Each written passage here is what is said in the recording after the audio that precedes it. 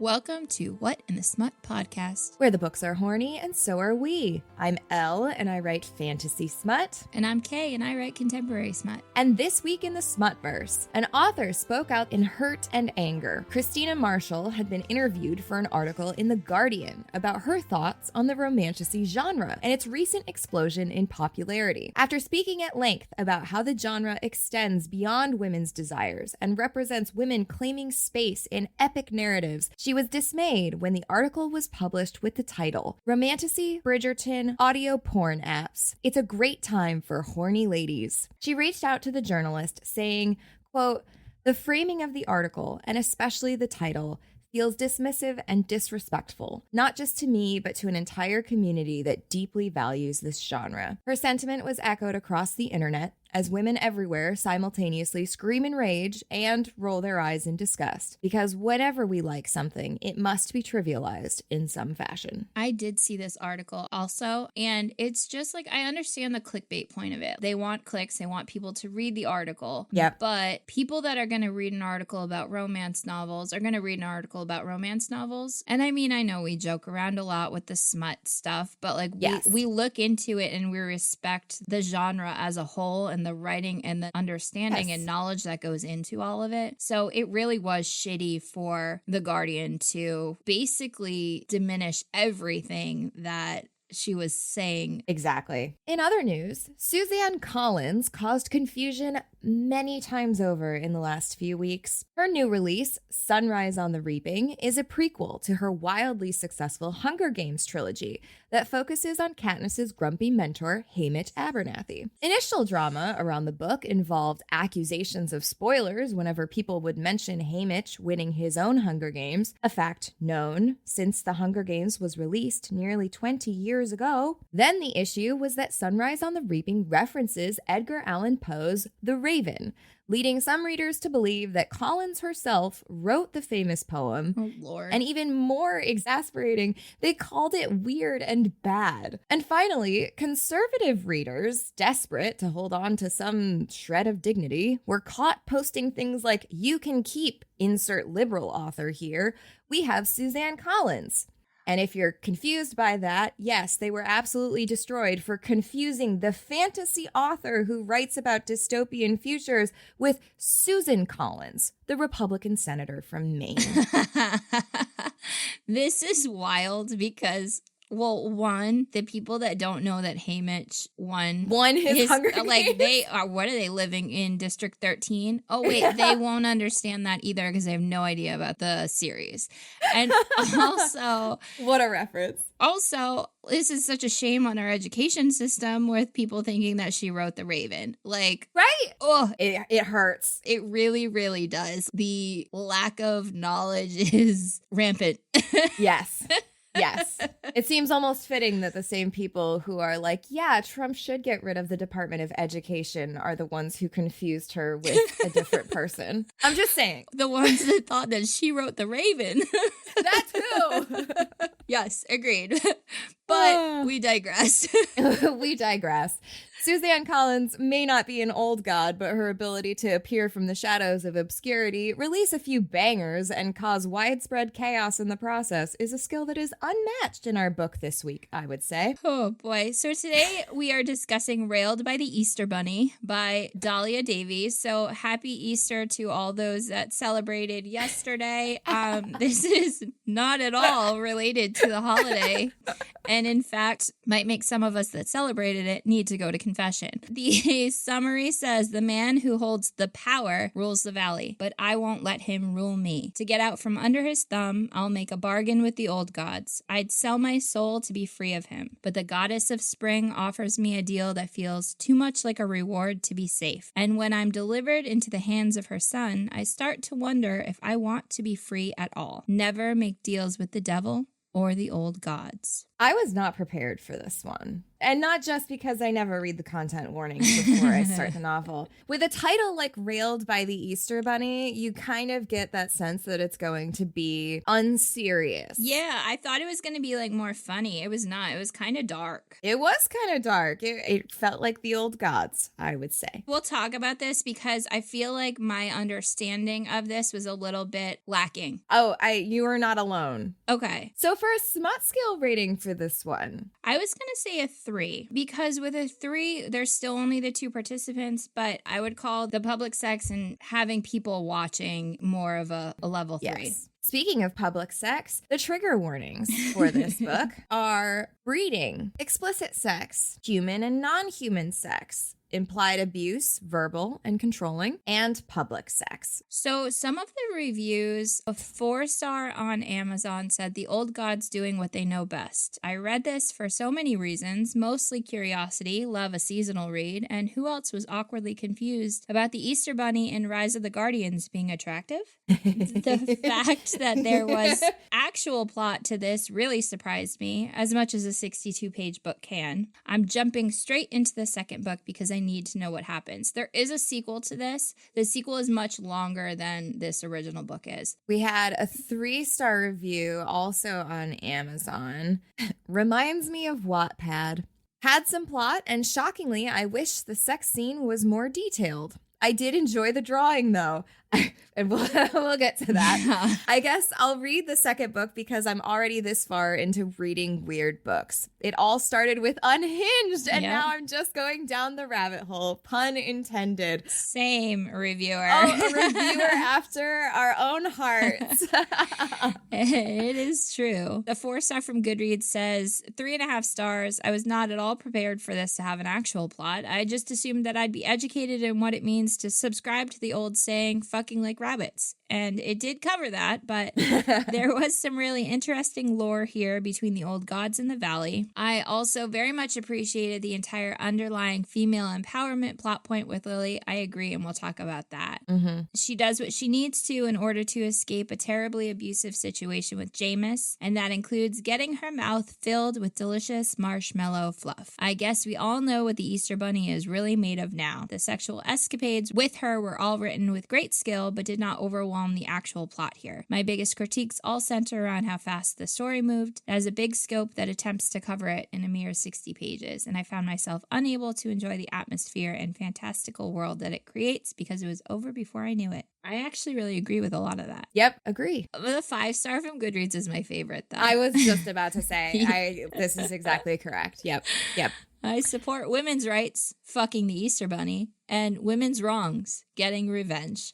Hell yeah. Oh, I love that. And then we'll end with this 3-star review. It's pink and tastes sweet like runny marshmallow. Well, that's another food ruined for me. Anyhow, it ended in a weird place. Not so happily ever after, if you're interested. But that's not a deal breaker for me, really, since I think this might have been a start of a unique series. There's potential in it, and I'm looking forward to see where it goes. P.S. This short story brought me into the rabbit hole that is scary pictures of Easter bunnies, and I am completely horrified. I don't recommend you guys doing the same thing. Yeah. I feel like posts of the scary Easter bunnies always pop up around this time of year. Easter bunnies from like the 80s are terrifying. Some of them are really, really, really funny, and some are absolutely horrifying. It's like, did we not know how to make a mascot suit before the 90s? Like, I don't understand. And also, if it was so scary, why was it made? Why was it allowed out and about in public? Like, who would bring their children to sit on the lap of an Easter bunny that looks like it wants to eat your soul? I don't understand.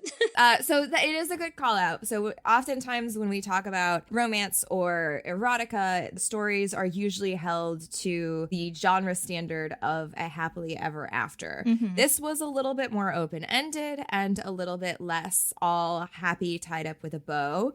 So I would say it's an interesting choice to kind of break with the genre a little bit. I would also say, again, given the title, this story was very weirdly dark. Like the setting was very ominous. It felt very like pre-Jesus died for your sins kind of vibes, where it was like, oh, you're going to die for your sins.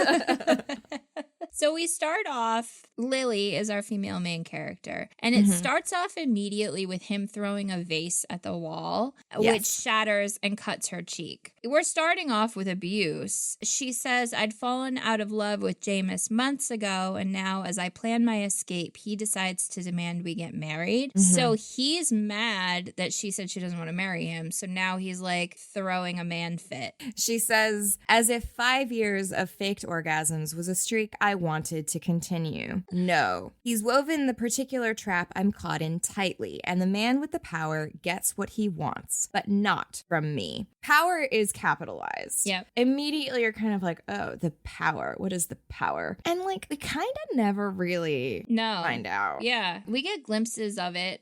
His eyes glow with this power, but his glow is kind of dimmed, and we get more kind of information about what that might entail or like mean for how much of the power he gets. Yes. But he's close to bankruptcy. Yes. She has a lot of money, but it's not his yet. They're not married. He wants her money. And she says that he's never hit her, but he's used emotional abuse tactics to remind her that he's powerful and essentially that she's not. The inherent gifts in his lineage are watered down to the point I'm not afraid of his anger. He likes to use those visceral signs of the power to keep the rest of us in line, but I know better. And so we kind of get, I would say, a very effective introduction both to Lily and to Jameis as a character and their history, where he, quote unquote, runs the valley. He's descended from the old gods. Lily has been around for 5 years and is not going to put up with his shit any longer, which I thoroughly enjoyed. Well, she also sees, and as is the case with, I feel like, a lot of powerful men, that he has set himself up to seem more powerful by who he surrounds himself with. But because she lives with him, she sees that he's really just kind of a weak man that's got lucky with some special power. It's hard because, like, so we're dropped in the middle of this world. Much like many a fantasy story, I would say. You're kind of supposed to just hold on tight and trust that the author will educate you with the details that you need as the story goes along. Unfortunately, as the reviewers have pointed out, this is only 62 pages. So there isn't really a whole lot of story with which to educate us on what exactly this world is. So we understand that she's in, quote, the valley, and that Jameis runs the valley, but then also in the valley, but kind of not in the valley, the old gods are still alive and around and about. To me, this almost seemed like Rome is the valley and the Vatican is the old gods valley, because it's like a separate entity, but still within Rome, you know? We're really keeping the Catholic theme. Happy Easter, everybody. Easter. I like that. I think also this isn't the first time that we've referenced Katie Robert, but this has a huge kind of feeling of neon gods, a different kind of take on old gods that are still around and have very specific rituals and sacrifices and deals that they make and ways in which they coexist with mere mortals. So Lily leaves. She leaves Jameis's penthouse, I guess. She has to go down an elevator, and she gets into her car. Jameis's people mill in the shadows of the parking garage. I recognize a few who've seemingly wanted to help before, but that wasn't real. No one's coming to save me. It's like there's so much unsaid. Yeah, I liked the writing. I thought it did a good job of creating an ominous atmosphere, but then I wanted more. I wanted that resolution of those mysteries. Oh, I want to hear more about the people who indicated that they might help. I want to hear about the betrayal when they obviously didn't. Like, I want more. It's almost like these side characters got too much of a story, and then she pulled back. And then later we get side characters with actual names who I didn't find particularly interesting. No, they have no story and no kind of lead in to their story. Yeah, the balance is very weird. So she gets into her car and she drives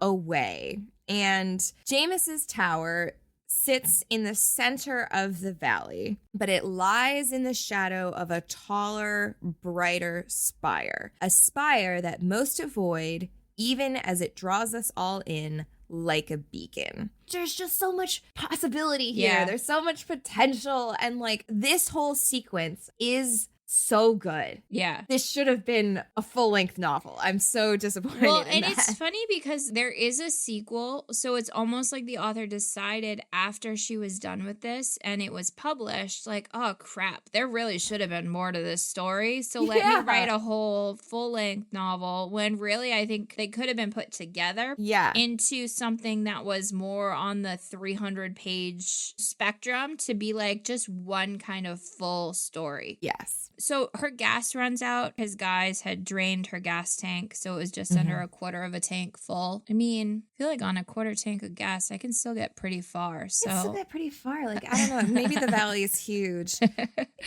So she runs out of gas as soon as she like pulls up to what we find out is Esther's private domain. Yes. Now, should I have known who Esther was before this? No. So you didn't either. Okay. I didn't know if this was like some kind of lore that I just was not privy to, that I like was missing out and it was affecting my understanding of the story. But okay. Maybe this is like pagans. Maybe this kind of fits. Oh, maybe. An older. Now I'm so curious, but I did not have this knowledge either. Okay. So I also felt a little bit unmoored, where maybe this story feels a little bit more centered if you have that knowledge, I guess. Like with a Greek mythology retelling. Right. I feel like I have a basic understanding of who the big players are, and kind of like it almost feels like a cameo when you see a Greek god whose name you've heard mentioned, and it's like, oh, here's the real story. But in this, I was like, she drives through the kilometers wide lawn that separates Esther's domain from that of her legacy. And I'm like, who is Esther? Who is Esther? What is her legacy? Indeed. What is the power? And a lot of it doesn't really... I mean, I guess her legacy does kind of get explained. A little bit. Some creature opens her door. Likely someone that this was their punishment for whatever deal they had made with her. Yes, the ill fates offered here are worse than death. The creature is a twisted attempt at a man. Its face an ugly, misshapen mass that's a bit too red, its hair a bit too green to actually be blonde. It's all very sinister and creepy. Yeah, the whole vibe is dark and ominous, but then inside, it's totally different. Like, she walks inside and says, everything is pink and green, like a springtime tea set in the shape of a room. Then she gets pointed in the direction of the elevator, and the interior of the elevator is pink also. There are no buttons, nothing to control where I'm going. Not that I think that's an option anymore. So it's almost like this reference in the current wake of the author's choice in being an asshole, but Professor Umbridge. So it kind of reminds me of like she's this dark, ominous thing dressed in pinks with kittens and making it seem like everything's nice and sweet when really she's like this evil villain. Yes. What a shame. I know. The less said about that particular person, the better. But anyway, so then we get back to a creepy vibe. Yes. So she says, I step out onto a stone path lined by what I first thought was carpet, but it's grass. Real trees form a canopy over my head, and as I walk further into Esther's domain, a pale fog creeps at the edges of the undergrowth. Setting the scene, the author did a fantastic job with this. And in a way that makes you feel where she is rather than just telling you what it looks like around her. You're really feeling that creepy, dark, ominous vibe, which I thought was really pretty fantastic. I loved it. It created such a good sense of anticipation, of dread. Yeah. It was so well done. It was well described. And like I felt like you could see the creepy precursor to what humans would later dress up and soften into Easter traditions. Yeah. I thought it was very well done. fun.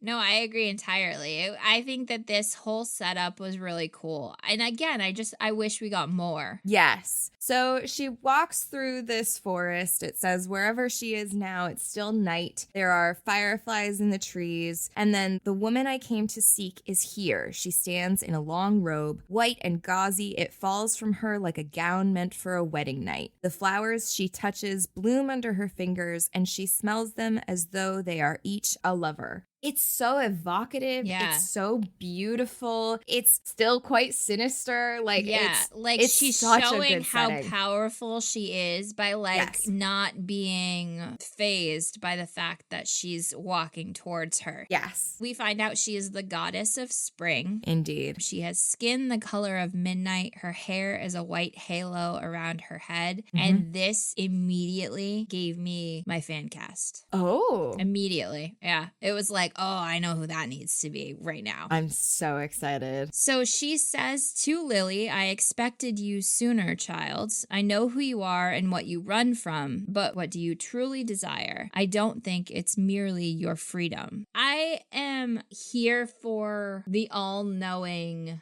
God figure.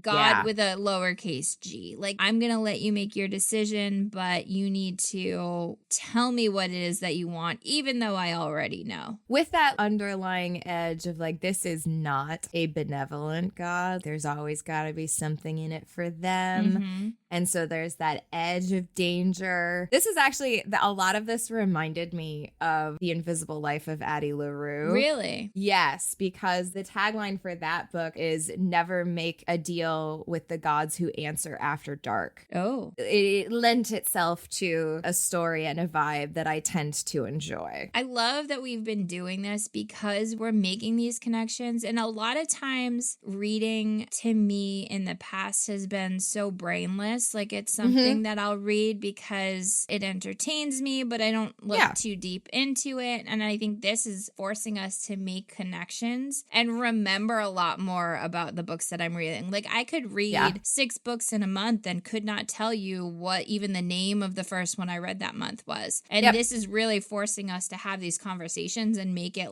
kind of stick in my brain and make connections. And I just am really enjoying it. So me too. So thank you for doing this. Likewise. I'm so glad we have this time together. So Esther essentially offers to kill Jameis. At first. She does. She's like, I fucking love you want me to take care of your problem? Or do you want to do something I know you don't really want me to take care of your problem, so you want to just help me out. Throw me a bone here and I'll make it so that he disappears. Lily says, I want to belong to myself with no one else thinking they have a claim on me. And Esther basically replies, and you will never be able to do that while Jameis is alive. And Lily's like, I did not come here to ask you to kill your descendant. And Esther's like, no, but you wouldn't be sad if I did. And she then says, I don't know why she smiles. I don't know why it scares me so much. It's like she's realizing now that oh shit, she knows so much more than probably I even know about myself and this whole situation. Yes. So then she tells Lily that she needs someone to take Jameis's place. Lily's like, I can't do that. I'm not one of your descendants. And she says, as Queen Regent. So immediately Lily's like, I'm not having his child. Yeah.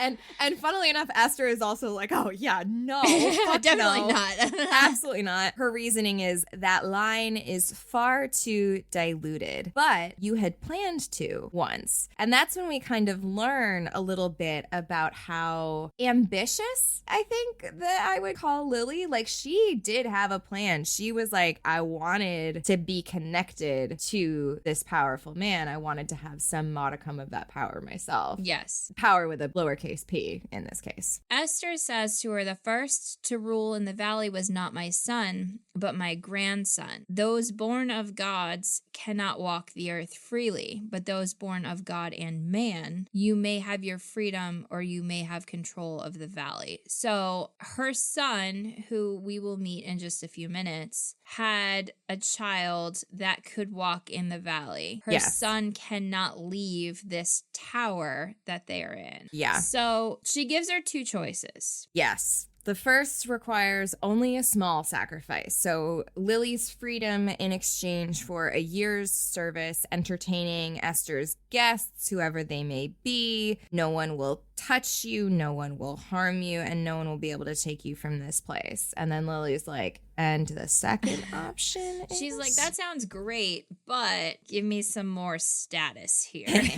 Option 2 is that she gets to control the valley. You can have everything you want in the valley with the simple sacrifice of your body, because obviously that's simple. Yeah. Carry my son's child into the mortal world and rule in his stead until he is of age to take his rightful place in the valley. She's not given any time to make this decision. Basically, she's like, I already know what she's decided. So she snaps her fingers and Lily's IUD ends up between them. Yes. I was so amused by that. I said, ew, but also clever. Basically, she chooses, let me fuck your son and produce an heir or whatever. And Esther snaps her fingers and looks at the small T-shaped implement suddenly between her fingers. This would have gotten in the way, wouldn't it? So, like, she doesn't outright say that it's her IUD, but, like... Yeah, it's obviously a an man IUD. reading this would not have any idea what she was holding. Correct. He'd be like, what is this emblem? What is this Tesla talisman? logo?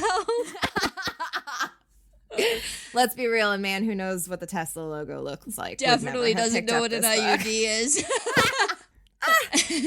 She throws it aside. It bursts in a puff of purple smoke and flutters away, another butterfly among so many in the space. I can't help but pause, wondering what the others used to be. Yeah. It's so good. God damn it. I wanted so much more from this world. I'm going to have to read the sequel.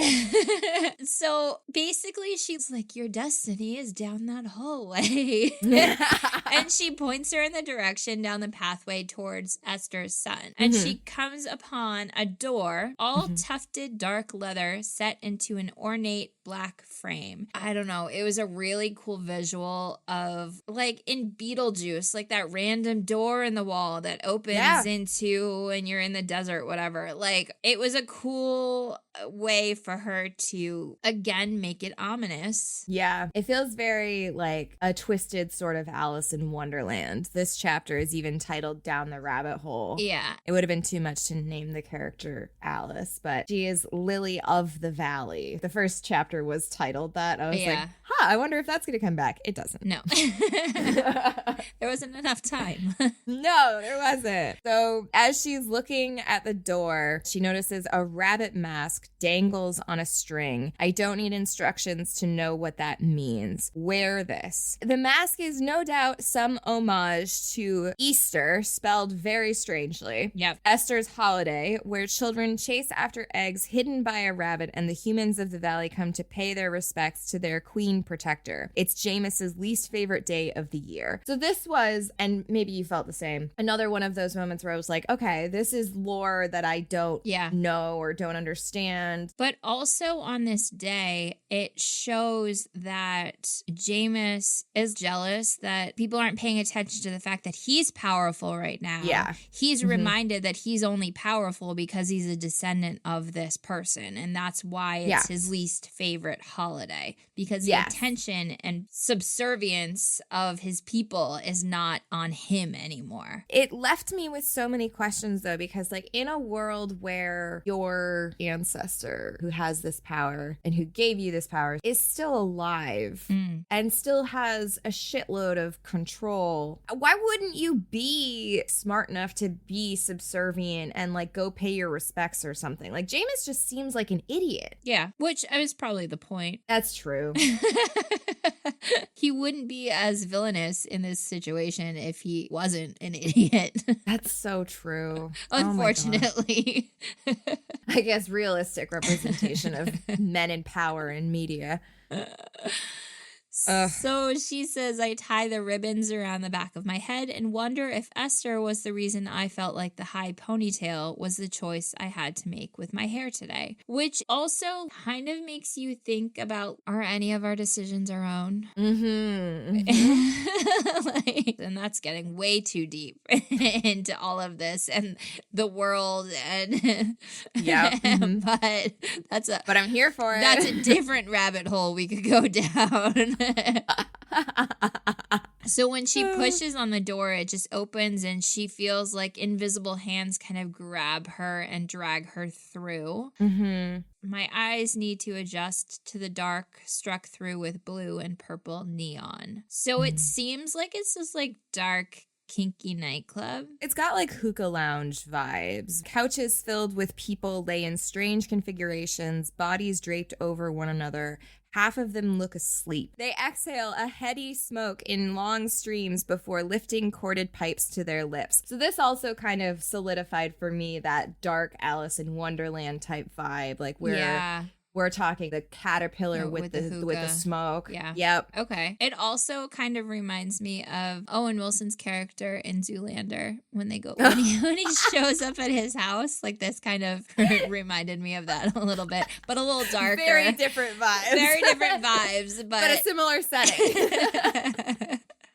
So the sign on the wall says Babel. Is this supposed to be like Babylon? Or isn't it like the Tower of Babel? Yeah. So this one I thought I was like vaguely remembering. This is a biblical story. Okay. Tells of humanity's attempt to build a tower reaching heaven to make a name for themselves. And God disrupted their attempts by confusing their languages. Okay. So it led to them scattering and the tower was abandoned. So she has done a deep, deep dive. It does sound like more of a pagan kind of route to Easter, which is interesting, but I'm so uninformed on it that like I get that there's supposed to be a reference, but I'm not getting the reference. So it's like maybe a little too obscure for me. Yeah. But again, maybe I just wasn't the particular niche that she was reaching for with this. Perhaps. I remembered vaguely that Babel had something to do with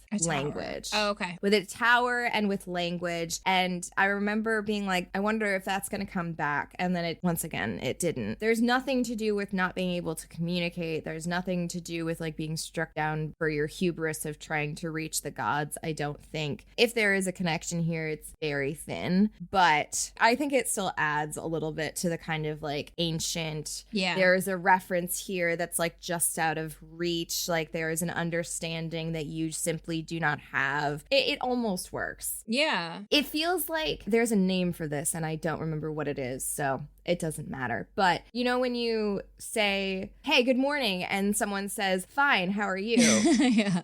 And it's like it almost works. Like the conversation almost makes sense. But if you like stop and think about it, you're like, actually, that wasn't an answer to what I said at all. That's kind of how this story feels. Yeah. Where it's like almost something very profound and very interesting. And it doesn't quite do it. It just kind of misses the mark. But this line hit me. She said, I may not know where I am, but this is definitely where I'm supposed to be. And I said, holy shit, what a metaphor for life. Yes. Like, yes. Wild. It's a good one. There are a couple really good lines in here that I really liked. Yeah, me too. So 2 women with cat masks come up to her. We find out their names are Calico and Minx. And they say, you're here for the EB. How fun. And then one of them says, I think Jack's been lonely for too long. He's going to like you. They kind of reminded me of the Siamese cats from A Lady and the Tramp? Yes.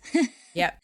I had similar vibes. Like they're slinking around and kind of being sneaky and like pretending like they're being nice, but they're not really. Yeah. You can tell they're not really. Yep. So they push her through some portal and she ends up in EB/Jack's home. Yeah. As Calico kind of pushes her through the door, she says, whatever you do, don't take off the mask when you're with him or you'll never be able to leave. And then Minx says, and above all else, have fun.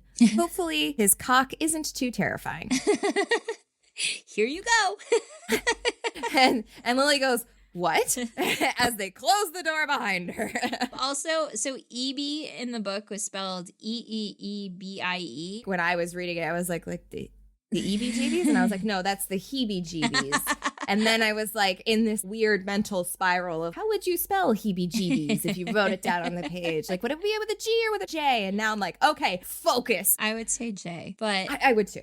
But also Eebie as in Easter Bunny, Yes. E-B, which was done in the movie Hop. True. His name was Eebie. So when she's describing him, she says he's more man than anything else.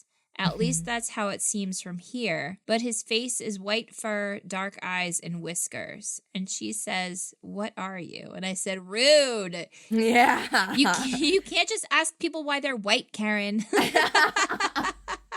It is a choice. Also, like, again, you know who he is. Why would you run the risk of offending him with this kind of question? Well, she's got that brat in her, again. True. So he says, what brings you to sacrifice yourself? And I was like, that's ominous.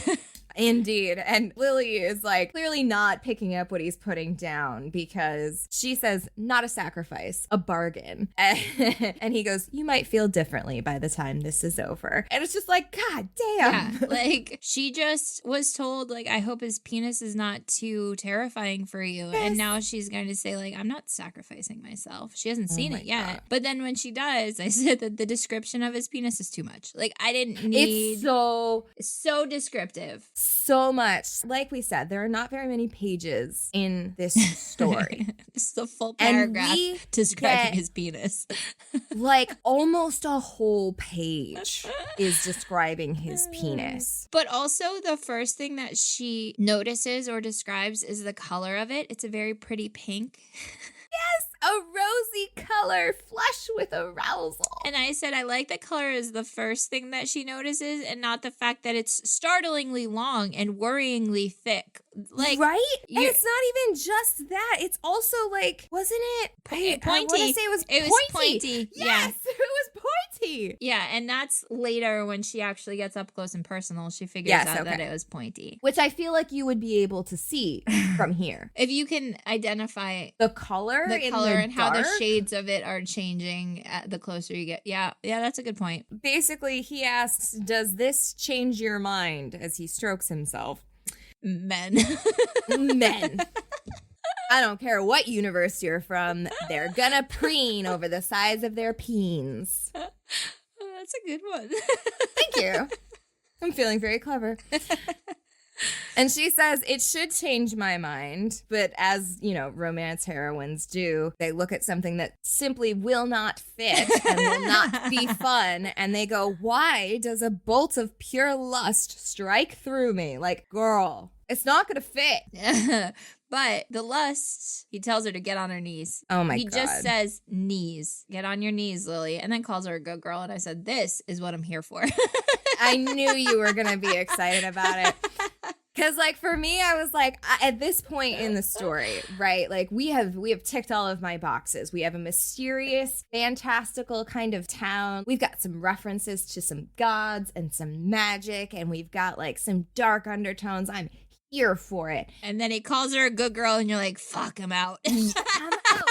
I'm so fucking out. Like, I'm sorry. You wanted to be free. You wanted to not belong to someone. You wanted to, like, be your own person. And then, like, the first man with a naked cock. You can be an independent woman and also like to be called a good girl. I know. I don't mean to minimize. I know this is true. But, like, every now and then, I feel like this story's not for me. It's not about me, and that makes me upset. I want to see myself in these heroines, and they get my hopes up when they say things like this. And then they're like, yes, I'll drop to my knees like a good girl. And I'm like, he literally just was like, does this change your mind? Like, and I'm like, that's not hot to me. Ugh. Yeah, I mean, yes. This is where she says, it's enormous, and the end tapers to a point, not the round bell of mortal man's. It's just as soft and so much harder, which I don't really understand. It was very much understand. I am having a hard time imagining how any of this is going to be pleasurable. Like, if it comes to a point, like... She's gonna get stabbed in the cervix. He's making sure that he can get that sperm right in there. Like, there's no waiting around for the sperm in the vagina. It's going right through her cervix. This is like a turkey baster. Yes. That's exactly what this fucking is.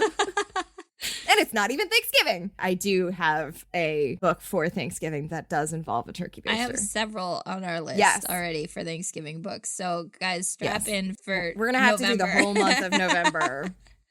And then straight into Santa Claus Smut. Elves, Santa Claus, you name it. We'll have it. It's great. Anyway, so he says, good girl. And she says, I shouldn't like that so much. It shouldn't send a bolt of pure excitement through me, but now that I'm on my knees, with his cock in line with my face, I start to worry. Wanting something and being able to take it are two very different things. True. And I agree with her. Also, she says it tastes like sugar. Motherfucker. Back to the food that we know you like so much. I'm so...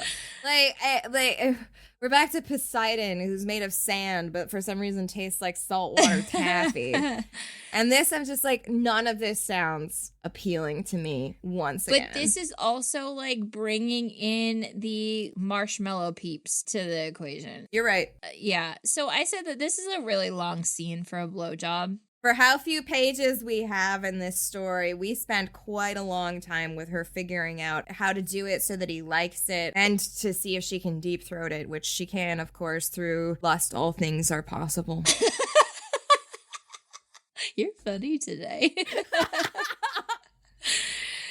So he does say, if it's too much, bite me and I'll stop. And I said, that is a risky game. A wild directive. But maybe he's got that same, like, foresight. Sure. Where he knows that she'll be able to, and he's just making her feel like she has control over the situation. Which, maybe. How kind. Or he likes pain. That's also, I mean, that's a kink, so that's a possibility too. Maybe both. ¿Por qué no los dos? She says, he fills my mouth sugary, sweet, like thinner marshmallow fluff. I will never look at a Fluffernutter sandwich the same again. A Fluffernutter sandwich is a peanut butter sandwich, and instead of jelly, it's marshmallow fluff. Marshmallow fluff, yeah. And it's delicious. Add some chocolate chips in there, toast it a little bit. Oh my God, so good. So anyway, I guess I might be a little hungry. Will this improve your appetite? No, I don't think so. She says, there's so much of it. It spills from my lips and down onto my chest, staining the dress and covering my breasts, dripping to my thighs. Like, I guess a lot of the men in these romance novels are not taking care of themselves in terms of sexual... masturbating. Well, yeah. For there to be that much. Yeah, it means they have not had their release. Yeah, in some time. I don't know. Okay, to be fair, it makes sense because Calico or Minx or whoever did say Jack's been lonely for a very long time. That's true, but you can be lonely and still be taking care of yourself. This is a very good point and advice to all single people everywhere. Please don't neglect your needs. But I digress. The thought of being covered in marshmallow fluff. You don't like being sticky. Again, I don't like being sticky. We started off so strong. And then every subsequent sexual encounter in this book made me go, When you were a toddler, you were definitely a super neat eater. I can see it. Like, you didn't like making a mess and you needed your hands to be clean. Am I right? Kay has just read me like a book. I have never felt so attacked in my entire life. Not an attack, just an observation. Yeah, no, I do not like being sticky. Cum already is like one of those substances that you kind of need to be in the haze of lust to appreciate, we'll say. Okay. This I don't care that it's sugary and it like tastes good. Like, this is worse. This is worse. He's ruined her dress, which Of course. rude. Yes. Yeah. Then. So the next chapter starts off with her saying, I look like I've been face fucked by a monster. So now he's gotten his out of the way. Yes. As they do. Then he starts to undress her, and she says his teeth drag down my stomach and then hook on the front of the lacy thong I'd worn. I am picturing Bugs Bunny with those big buck rabbit teeth.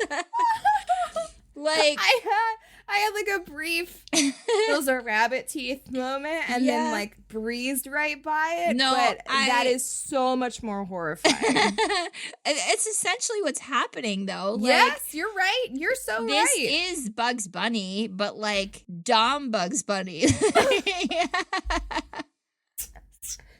And every one of our listeners' childhoods was now ruined. Sorry, not sorry. No, she's not sorry. If you could see her face right now, you would know how not sorry she is. So he says, I expected you to bite me. And she goes, I still can if that's what you want. Awesome. Great response. I love it. So he goes down on her and she's like super close and he goes, I told you all you have to do is take it. And somehow she understands that this means she needs to grab him by the ears. Similar to the horns from the Barbarians last week, where that kind of a handlebar for her to grab onto. We do love handles. And then he says, you've been denying yourself, Lily. Why was that the first time you've come on something other than your fingers in years? And I said, how does he know this? So I think you're right that he's got a bit of the old god knowledge. Yeah, that like omnipresent kind of like understanding. And then we get a little bit of a break in the story with a picture. I've said a couple of times that these stories have jump scared me. This was a huge jump scare. I said, I hate it. I hate it. This was so unexpected. And I don't, like, we can't post this on Instagram. No. Like, it just... Because there's nipples and also probably because it's, like, copyrighted and stuff. But we wouldn't want to steal it from the artist. Absolutely. Well drawn, sure. Horrifying, absolutely. There's just, it's very detailed. It really gives a good visual that I don't actually think that I wanted or needed. I guess, like, I felt attacked in my own home.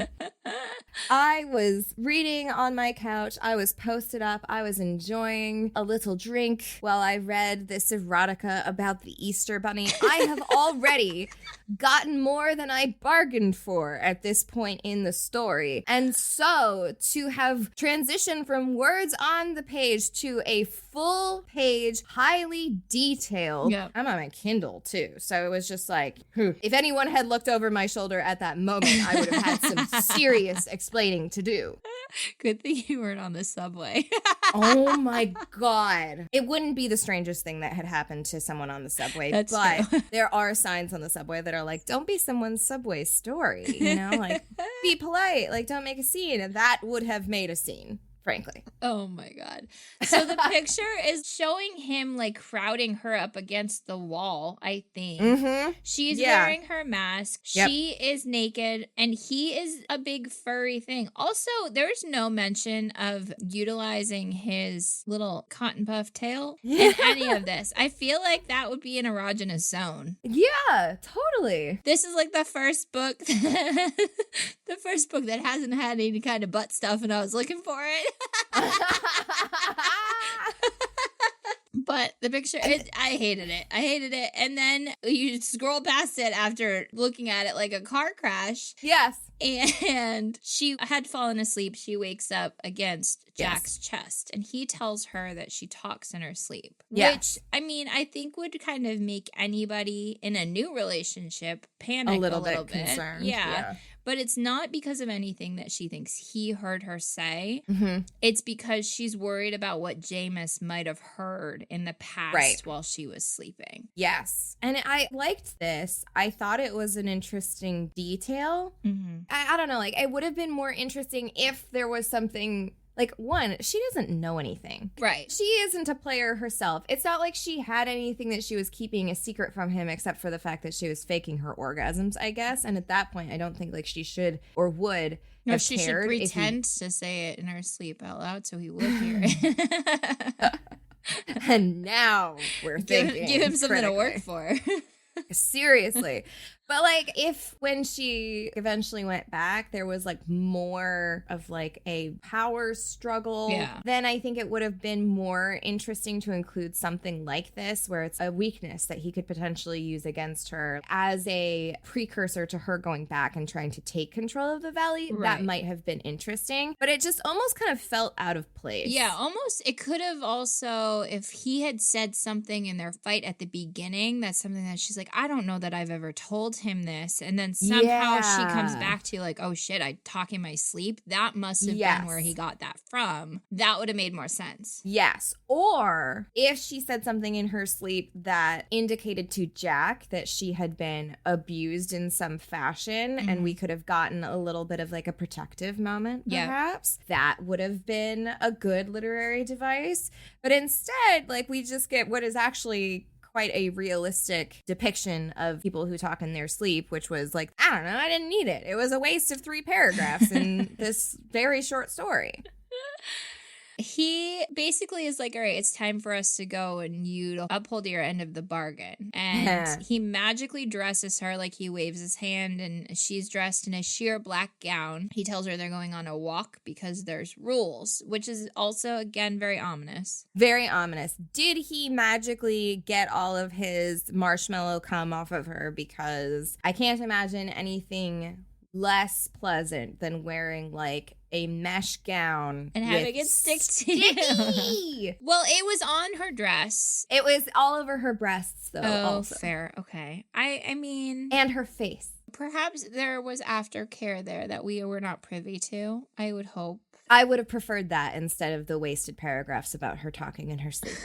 Personally, I'm feeling feisty today. I love it. I don't care if you're a bunny or an alien or a man. The men in these stories need to step the fuck up and clean up their messes. So he says, just know you'll never be at risk, but you will need to do as I say. And remember... Ominous. Yeah, and remember that Esther's bargains always require more of you than you thought you agreed to, which is, I feel like is the case for any bargain made with a supernatural of any type. Yeah. They always have some kind of sneaky loophole in there. Of course. I did learn a new word. Oh, do tell. Bower. Oh, that's a good one. A pleasant, shady place under trees or climbing plants in a garden or wood. And it made me wonder if the Bowery Hotel in New York City, where a lot of celebrities stay, was named after that word, because they do have a cool garden, greenhousey kind of room in the back. It's a really cool hotel, but I had never heard the word Bower before, so I'm always up for some new vocabulary words. I do love learning new words. So they step through a door that was not there before, and it turns out that they're back in Babel. Lily sees Calico and Minx in the corner, and Jack says they will be your friend up until it's no longer convenient for them. And Lily replies, isn't that everyone? Which is cynical. Yes. But also, Calico and Minx are cats, and that is peak cat behavior. I'm a cat person. I disagree. But cats want your affection on their terms. That's true. That is true. So that's what I mean by like peak cat behavior. Like they want you to pet them until they decide that, no, I don't want this anymore. And then I'm going to disappear and knock some shit off the table. Like I am a cat person and I agree. I also thought that response did a lot to show us Lily's experiences without showing us Lily's experiences. Yeah, especially with her relationship and the people that she's seen come and go, who Jameis had brought into or kind of discarded based on what he could or couldn't get from them anymore. So I think you're absolutely spot on with that one. So he sits on one of the couches and drags her down to straddle his lap. She is like, here? Like, you want to have sex here? And he goes, they need to know you're mine. And she says, don't the ears give it away? And he says, no, they need to understand that you are only mine. Mm-hmm. There's something too possessive in the way he's got his hands on me in those words. You don't own me. I say it low enough no one else will hear, and my smile is as sweet as his cum, but I know he understands how I mean to say it. So they're having what I feel like every couple has had, a public fight where nobody else can tell that you're actually having a fight, but you're like, you are not the fucking boss of me right now. But we're going to pretend like everything's great. And so she says it was a bargain, not a bill of sale. He grabs her hair and like the show must go on, essentially. So this little argument that they're having is only between them. So his grabbing her hair really just looks like foreplay. He says, I'm going to let you go now, Lily, and you are going to fuck me in front of everyone here. The ones that are pretending they aren't watching and the ones that don't care how eager they look, trying to get a peek at your pretty pussy. I'm not here for the public sex. Like, this is not,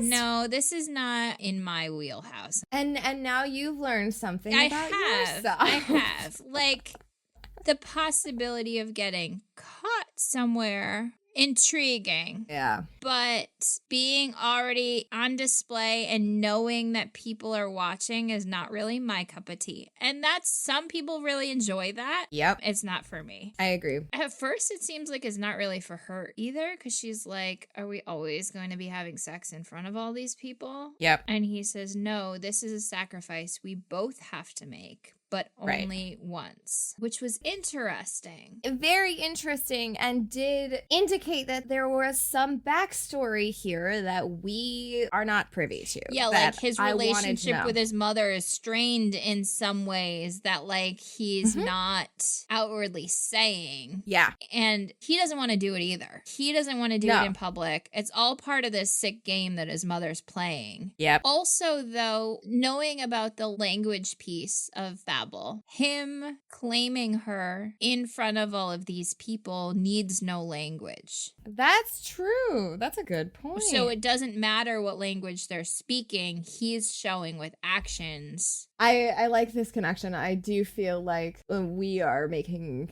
it more than it for is the author. Yeah, always. But I don't know. I'm not sure. It's possible that was entirely intended. I mean, I also think that if there's any authors listening and you want to hire us to really dig way too deep in your books, we are for sale. Yeah. A bargain, bill of sale, the distinction does not exist to us. So she says Jack might think I'm his, that he's the one sharing me, whether it's forced or not, but I'm sharing myself. It's a different kind of power, and I'll take every bit of it I can get. I said, oh, yes, girl, own it. Like, she went into this. She said, I am trying to make a change. I'm making this decision to do this. I was given the easier option of freedom, and I chose to make this decision. She's owning it. Get it, girl. Fuck yes. I'm with you. So they're both using verbal foreplay. Yes. Which I'm here for. Love the dirty talk. I'm also a fan. She says to him, the question is whether you want the assembled crowd to know how quickly you can make me come, or how high you can keep me without tipping me over that edge. And he responds, I have a feeling Esther gave you to me to punish me. I loved this because she's like, yeah, show me what you got, because you want to put on a show. Sure, put on a show, but better make those fireworks go off at the right time. I don't know. I didn't love the public sex piece of it. The rest of the language, I think, worked. Yeah. Sometimes with scenes like these, you get a lot of references to specific, like, people watching. Yeah. And, like, how it makes the character feel. And, like, usually with an exhibitionist like kink, you would get a lot of references to the thrill of having so many eyes on me and being able to see and all of that. And I feel like most of that is done up front before we get into a lot of the actual erotica. There was one sentence in there that basically said, like, she forgot about all of the people that were watching her. Yes. So I feel like if you're especially uncomfortable by the idea of public sex, like you could still get something out of this scene without it feeling like public sex. But it is hard to ignore that they are fucking in front of a bunch of people. Yeah. This is happening and she's straddling him and she keeps saying, like, I'm fucking you, you're not fucking me, whatever. Like, power. Okay. I love that. Yeah. But in this case, she's still wearing her dress, despite the fact that it's see-through. There's some level of pretend modesty because it's still see-through, but also like she's a little more, I guess, covered up, and then he hauls her off him and flips her over, making her dress disappear, and now she's on all fours on this couch, and that was where I was like, ooh, I don't like this. I did forget about that. Yes. Yeah. She also uses the word delicious. Don't love that. Never. I don't like delicious as an adjective for a feeling. I agree. Like, use a better word. Yeah. Me, use better words. I can't give you any because I can't think of any, but you should use better words. So, in all of this delicious haze that she's in, she reaches around and she grabs his balls to try to get him to move things along, I guess. And she describes them as soft. And in my head, I read that as like fuzzy soft, like the fur of a bunny. Which, I mean, I guess is better than like prickly pubic hair. Yes. I suppose. I mean, now that I'm thinking about it. I like soft things. So they finish, and Minx, one of the cat people, says, would you like me to clean her up for you? Yeah, which was weird. Yeah, he says, take your tongue back to your patron, Minx, which also clean her up for you. She meant lick her clean. That's how cats clean. They lick. I don't want to think about the animalistic tendencies of any of these creatures. We're talking about railing the Easter Bunny. How could I forget? All of these are he has animals. Fuzzy balls, and we saw a picture of him. Like, I know he's an animal. So he says, you'll have none of my bride today. They get back to his bower. Indeed. And she's surprised at the fact that he said bride, but she didn't acknowledge that she was surprised until they were by themselves. And he says, you may not belong to me, but I am yours for however long you live. So he knew the back end of that deal that his mother made meant that he's supposed to create an offspring that will go on to rule the valley. However, once he's done that, he's stuck to her. Yes. This feels kind of Hades and Persephone. Okay. And the reason I say that is because of the language of bride, and she is the bride of spring, which is often how Persephone is characterized. She has to go to him. His world is separate from the rest of the world, and it's all kind of orchestrated or restricted by other gods who have some control over the situation. Okay. It's got some Hades Persephone vibes to me. For sure. I mean, the way you just explained that is she took their whole relationship from that, is what it sounds like to me. That's what it feels like. She says, this may be Jack's domain, but others pass through, observers of the industriousness of Jack's quest to give me the power I came here for. So he said they only had to do it in front of people that one time. Yeah. But people are coming and going while they're fucking like rabbits, which is what she does refer to it as at this point. So she just has to be okay with people constantly watching them. I'm like, no, I don't like that. I didn't like that ad. And at some point, a door forms with the word exit above it. So apparently that's her positive pregnancy test. The door says exit, so that means she's pregnant, I think is what she was going with for this. Yeah. So she says, a tiny part of me no longer wants that exit. Heaven may exist here in this bed, in a pair of strong, furry arms. Which I felt like immediately ruined it, but that's neither here nor there. And she says, I don't have to leave right away, do I? And he stares at the doorway and says, you don't have to leave at all. He's wrong. And she knows that he's wrong because she did make a deal with Esther. Yes. And she'll not have Esther's grandchild on the Valley's throne if she doesn't leave. Right. And so he says you can come back as often as you want. And he gives her a necklace. The pendant is in the shape of an egg. And he says, whenever you want it, all you have to do is press a kiss to this and you will be collected. And I don't know, like it all just kind of like ended so abruptly. Like we rush her out the door. So they have sex one more time. It's not like described at all. Basically, like they have goodbye sex. Yes. And then he says, rule your kingdom, Lily, but come back to me when that time is up. So long as you're here, you'll never age, never die. So like it was like insta love for him. And she goes, all that and hot sex too? So she says she'll come back once she's sure everything is settled out there. I guess like she'll be back in 18 years. When she gets out of the bed, it disappears. And Jack does too. So she's left with a pile of neatly folded clothes. The dress she wore when she arrived is not among them, but they are soft and black and exactly what I would have chosen when it was time to go back and face Jameis. The dress is not with them because it's at the dry cleaners.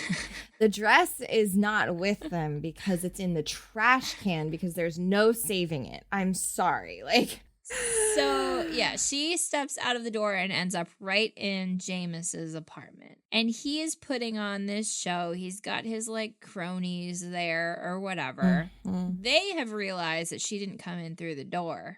So they're, like, kind of nervous. It's pretty great. The best parts of this book weren't the sex. Yeah. And she says, his ever-present entourage is here. It's a sign of weakness I hadn't noticed until now. He surrounds himself with others to protect him because he can't protect himself. Those men won't save him now. And so Jameis is posturing. He's like, I knew you'd come back. Mm-hmm. He's like all lazy and smiley, and he doesn't realize that she didn't come in through the door, and the three guards do. And they're scared, and they should be. It's just so satisfying. So the guards have seen the power. So apparently when she got pregnant, she gets that like light in her eyes. That's the power.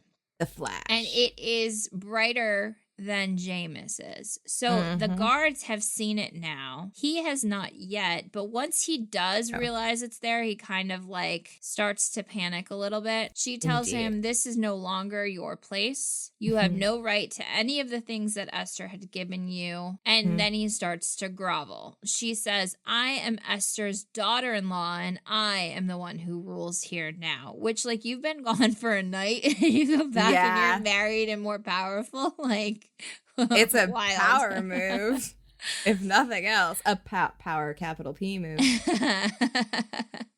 This must have been a huge mindfuck for Jameis. Oh, yes. And we love it. So she kicks him out. He begs and grovels.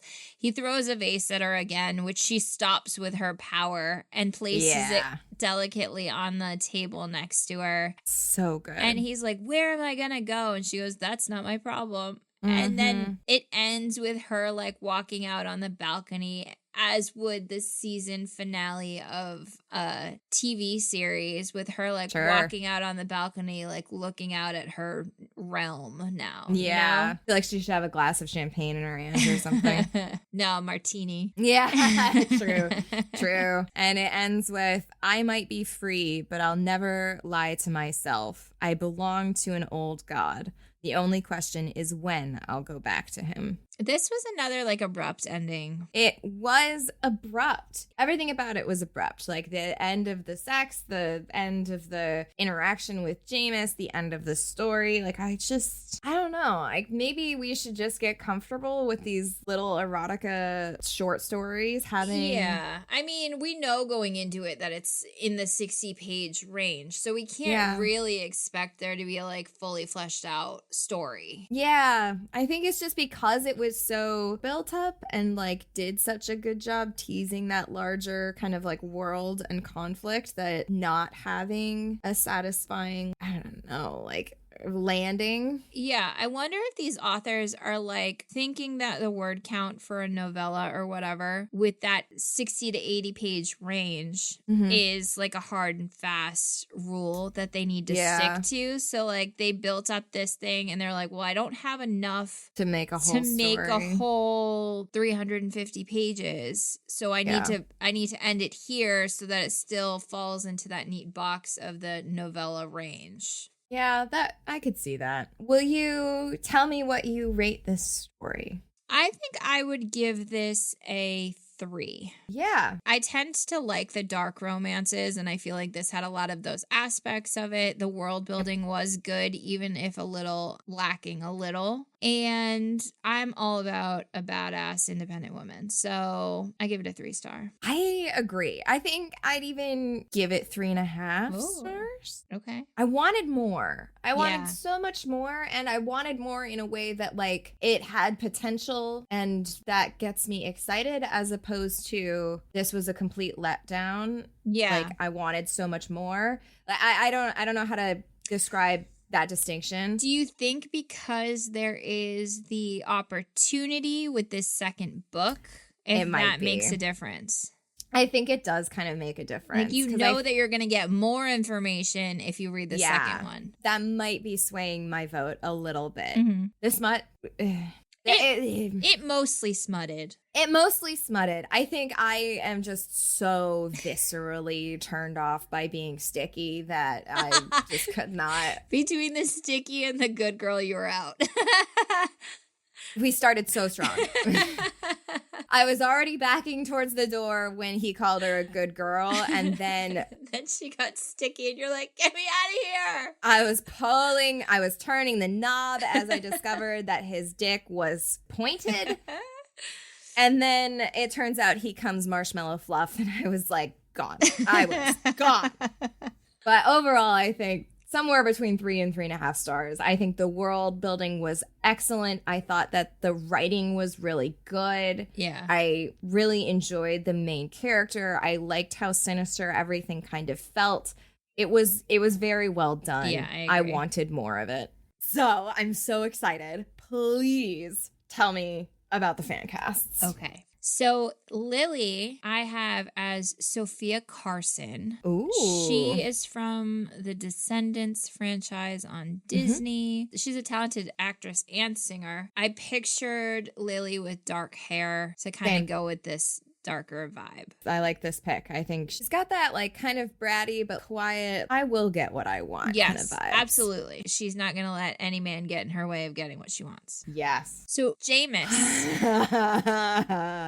This is a great pick. So Jameis, I picked Anthony Starr. Most famous for playing Homelander in The Boys. And that has given him that villain edit already. Yep. And I feel like Jameis's character and Homelander's character are similar. So he was automatically my go-to. It was just Anthony Starr. Yeah, I like this. And Anthony Starr has a good range too, he does. Where like when you see interviews of him, like as just like a person and you're like, oh my God, this is the man that played one of the most terrifying, unpredictable characters I've seen in media in a very long time. So I feel like he could very easily walk that line that he kind of walks with Homelander of like very, very powerful, but desperate for control. Yes. Yeah. Yep. I love it. So Jack, or Evie, if you will. Yes, this man has Easter Bunny energy. I am here for it. Glen Powell.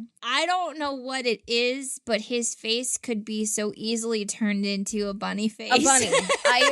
I don't know what it is either. I could not agree more. And honestly, I feel like he would take the role and like run with it. He would take it for the unseriousness that it is and like play it fantastically. I think that he's a phenomenal phenomenal actor, and he's Yes. really having his moment. So, like, you go, Glen Powell. I love this. I love this pick. You go. And Esther. Girl. Cynthia Erivo. Yes. When the description said that her skin was like midnight, I was like, this beautiful woman is so incredibly talented. And the picture that I found, her hair is white at the top.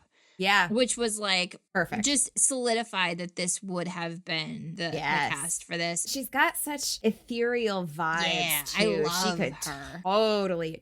Totally be that, like, she smiled and I don't know why it scared me so much. I mean, her playing the role of Elphaba in Wicked is like, she is teetering on that you don't know if she's good or bad throughout the film. She's so incredibly talented, and her voice is like otherworldly. So I just, she was immediately who I thought of. And when I had seen just a picture of Glen Powell popped up on my Instagram, and I was like, oh my God, he looks like a bunny. I think he needs to be my Easter bunny pick. He absolutely does look like a bunny. I don't even know how to justify that feeling, but he does. People have also said that he looks like a quokka. Oh, he does. He does look like a quokka. Oh, I don't know why. Because they're the happiest animal ever. They smile all the time, and he's just like a happy dude. But he's like leaning into people saying that he looks like a quokka. So maybe he would lean into the Easter bunny vibe too. You should tag him and see what happens. I'm on it. So what are we reading next, Kay? So this book has been making its way through Instagram and Book Talk. We're a little late to the game, I think, but Morning Glory Milking Farm by C.M. Nascosta. I am interested. It is about a minotaur. I have already sped through it, and I cannot wait to discuss I'm this excited. with you. I have not started it yet. So many things to talk about. Okay, that's great. Oh, I can't wait. It's going to be so good. But if you've made it this far, don't forget to like, follow, subscribe, tell your friends, leave us a review or a rating. It really helps us out. And with that, we are at our wits' end. See you next time.